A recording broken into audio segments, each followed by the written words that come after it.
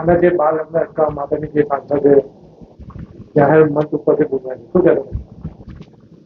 મારું નામ LG ભરવાડ છે. જિલ્લા સમાજ સુરક્ષા અધિકારી તરીકે હું અહીંયા ફરજ બજાવું છું. ખેડા જિલ્લાના સાંસદ માનનીય દેવુસિંહ ચૌહાણ સાહેબે આજે જે નિવેદન આપ્યું છે કે એક જ તાલુકામાં 50 બાળ લગ્નોની ઘટના સામે આવી છે, પરંતુ મારી કચેરીના લેવલે આવી કોઈ માહિતી અમારી પાસે અત્યારે ઉપલબ્ધ નથી. નહીં, સાહેબ જૂઠું બોલ્યા એવું હું કહેવા માંગતો નથી, પણ એવું બની શકે કે આરોગ્યના ડેટા સાહેબના ધ્યાનમાં હોય અને આરોગ્યના ડેટામાં આ બાબત આવે છે કે 18 વર્ષની નીચેની બાળકીઓના લગ્ન થાય અને ગર્ભવતી બની હોય એટલે પાછળથી આપણને ખ્યાલ આવે કે આ બાળ લગ્ન છે, એવી ઘટનાઓ હોય.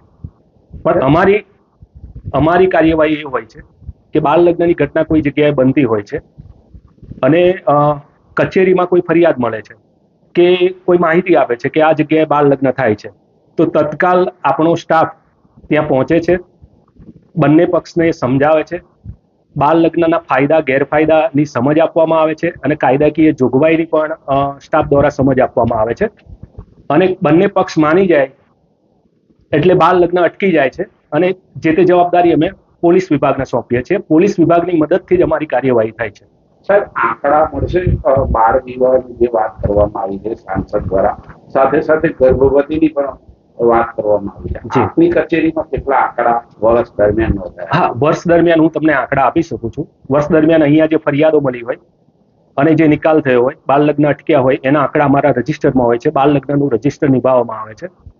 એ આંકડાકીય માહિતી હું તમને આપી શકું છું. અમદાવાદની જે પર્ટિક્યુલર વાત કરો, હા જી, એમાં તમે કોઈ તપાસ કરી છે? એવું ધ્યાને આવ્યું? ના સર, આવી કોઈ ફરિયાદ અમને મળી નથી, પણ સાહેબે જે કીધું છે એ આરોગ્યના ડેટા કદાચ એમના ધ્યાનમાં હોય અને એ પરથી એમણે એવું નિવેદન આપ્યું હોય એવું લાગે છે, પણ છતાંય આ બાબતે અમે તપાસ કરી લઈશું.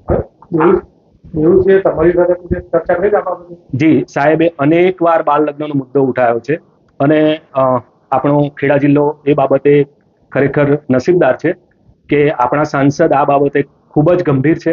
બાળ લગ્નને લઈને અનેક વાર એમણે અમારી સાથે ચર્ચાઓ કરી છે અને આજ સુધી સાહેબનો સંપૂર્ણ સહકાર આ વિભાગને પ્રાપ્ત થયેલો છે. તમારી કચેરી નિષ્ફળ ગઈ એવું કહેવાય, કેમ કે આજે પ્રધાનમંત્રી કેમ બોલવું પડે?